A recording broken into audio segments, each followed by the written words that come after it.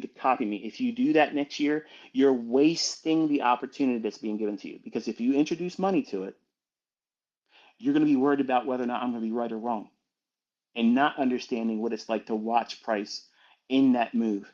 Now, contrast that with you struggle many times to get into a trade that may be on a 1 minute chart.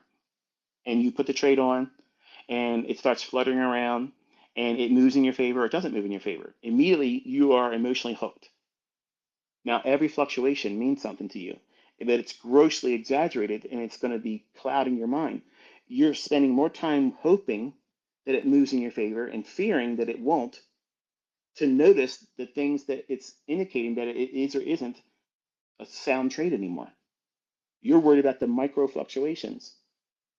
If you have that tendency, and if you're trying to copy me next year with real money, simply because I'm telling you I'm going to be doing something with this idea, when I'm talking about short-term trading or a swing trade in a commodity market, you're going to lose your mind because I'm not going to talk about that thing every single day.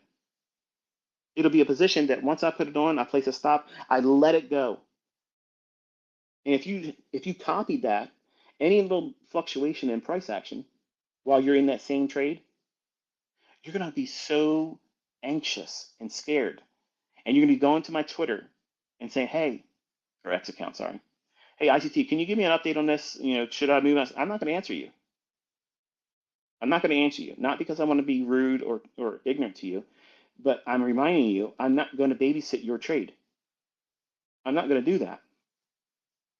But if you want to see a world-class analyst trader in action, that's what 2025 is going to come. That's what I'm doing next year. And there ain't nobody out there. There ain't nobody out there anywhere. You can bring them all here. You can inspire them to do the same thing. Okay. Instead of asking me to come on your podcast, okay, because I don't do interviews. I'm not a celebrity. I'm not going to act like a celebrity, and I'm not going to bring you attraction or traffic to your channel because you have me on your thing. If you have something of value, just produce it and share it to the community. That's all I'm doing. It's not about image. It's not about pomp. It's about let's get down to business. Okay, we have wonderful opportunities in front of us. Wonderful opportunities laid before us coming over the next 2 years. And drama marketing and all the fun I've had this year on Twitter, I got to put that behind myself. Okay, and I want my son to see how all these things come together. He tried the top step.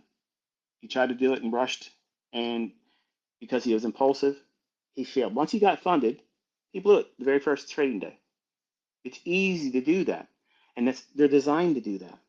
Okay, so he scratched up $5,000, and now he has that in an AMP global account. That's a real regulated broker. Instead of taking whatever the fees that he paid to do Top Step,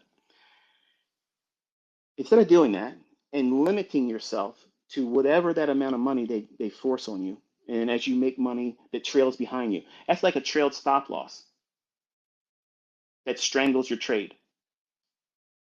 Here's your maximum daily loss. Okay, if your maximum daily loss is whatever it is when you first started trading your combine or your funded account, then it should stay there.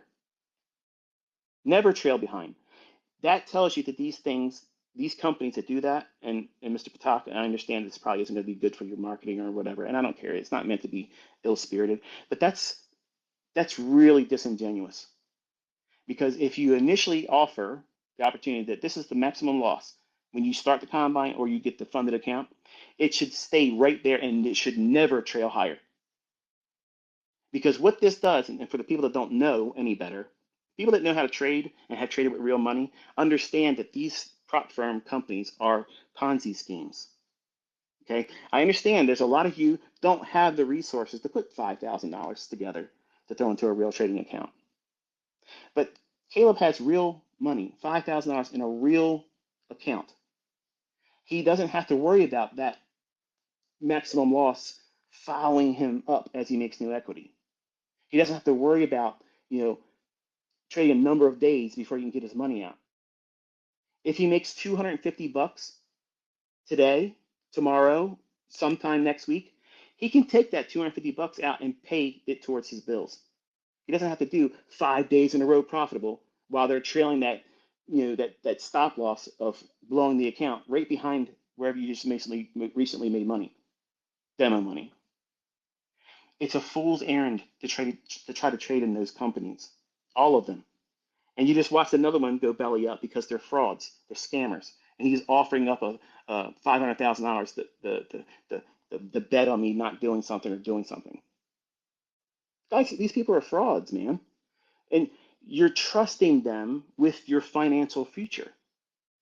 You're paying these educators. They're supposed to be so good at doing what they're doing, but they're panhandling for money to support you or support themselves through sales of courses and mentorships and whatnot. It's really time. It's high time for people to stand where they're at and sit still and say, okay, why am I even doing this? Am I in here to be part of a community where people look up to me and they glad hand with me and say, wow, I want to be like you? Clout, image? Or are you here so that way you can afford a better living, make your ends meet? Because that's what I'm offering. And I'm not saying it costs you anything, but time. It's going to cost you time. And that's the most expensive commodity. That's more expensive than any amount of money placed on anybody and what they would charge. One-time payment, monthly payments, it matters not. Time is the most expensive commodity. And when I teach you with my time. My time is extremely expensive. I made a joke that I was getting interviewed by Goldman Sachs. That was sarcasm. I was trying to be funny. I had a person email me and said, would you go to work for one of these large investment banks if they offered the opportunity to you? And I was like, no way, no way. I've had things laid in front of me in invitations for things, and I said no. I don't want to do those things because to work a job is slavery. I worked very, very hard and hurt myself financially and emotionally and psychologically in the beginning in the 90s, rushing to leave the rat race so I don't have to do those things. So my final contribution as an educator and teacher is simply doing, just simply doing. No, trying to be funny or entertaining. We're sitting down. This is the market. This is what we're focusing on. This is the risks. This is what I'm willing to assume as risks. And this is what I'm not willing to assume. So there may be times where there's a market opportunity there, but the risk may not be applicable for what I'm inclined to take at that time. So you'll be able to watch it and observe it. But you'll also know when I'm actually in there with a real money type trade. I will be trading through TD Ameritrade for some markets. I will be trading with Forex.com with Forex. I will be trading with AMP Global for index futures. So there you go. I have no affiliation with any of them. I don't have any kickback. I don't tell you to trade with these companies. They all suck. How's that work for you? Okay. So there's no deal between me and anybody else. I'm not going to get a kickback. I'm not getting any kind of payments. I'm not getting kind of royalties. That's the companies I'm choosing to execute and clear my trades with in 2025.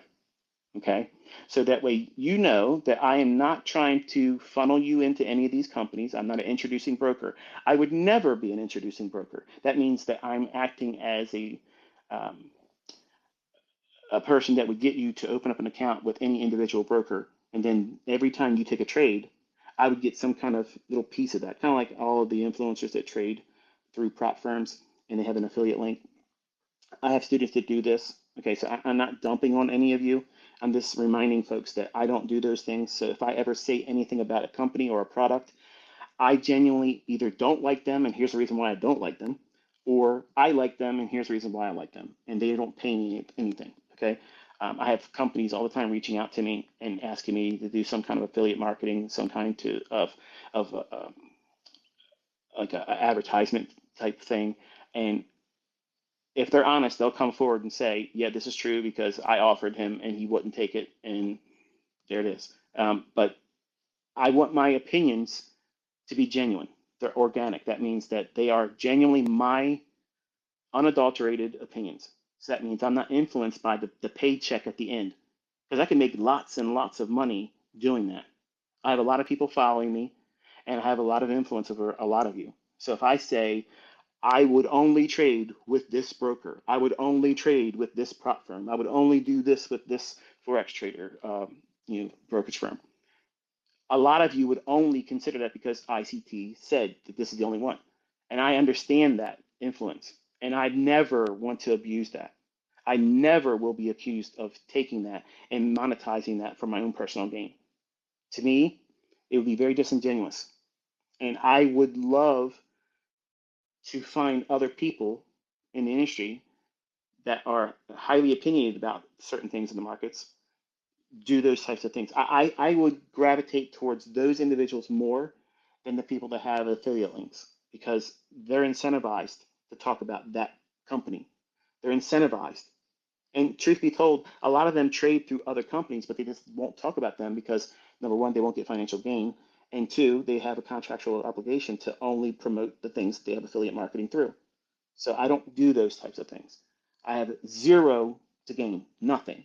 I've already told you, download the videos. I'll make no ad revenue. How's that? That's business suicide. I don't need it. Don't you understand? I don't need it.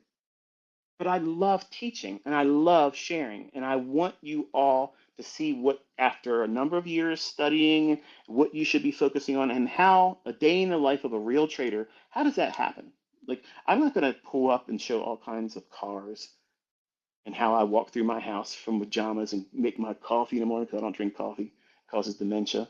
Do some research, you'll find out. All these things that people do for attention, I live a very simple life. The markets consume a large part of my life, and it has been that way since I was 20. So when you all ask me to do like vlogs and show the world how I live and what I do every day. The markets consume my entire day. If I'm out and about, I'm on my phone checking the markets. If I'm inspired to share something to either encourage you or make you laugh or smile, because maybe the markets are being fickle. It's just, I know you're struggling. You're probably thinking, man, it sucks right now. I ain't doing anything. And I'll do something to be funny. Okay. And sometimes people take that stuff and they run with it and make a whole conspiracy theory around it. And to simply allow me to make a joke once in a while, allow me to be sarcastic, allow me to do those things because I'm a human being. I'm not AI. And while I'm interested to always try to have an entertaining delivery, it's going to be very dry in 2025 because it's just business. I'm not in here doing any kind of shenanigans. It's just this is what I'm looking at and I'm focusing. That's all it is. There's going to be very little talking. It's going to be me simply saying what matters and that's it. So it's not going to be high entertainment value, but it's going to be real value in terms of what is ICT putting his money behind? Why is he doing it? Why am I focusing on this market? Why am I looking at soybeans and not wheat? Why am I looking at lean hogs and not live cattle? Why am I looking at high grade copper instead of silver? Why am I trading the 30-year bond or the 10-year note? Why am I trading pound futures and not Canadian dollar? Why am I doing these things? Not just simply, here's the trade I took. Here's the dose. I'm going to dose you with reality. This is what a real trader does day by day. When the analysis is done, you're watching it being done. There's no extra stuff that on the side. This is all that is required when I make my decisions, and this is how I consider going into the marketplace. I'm going to teach you how orders are placed, how I choose what option that I trade, if I'm going to be trading a put option or a call option. I don't do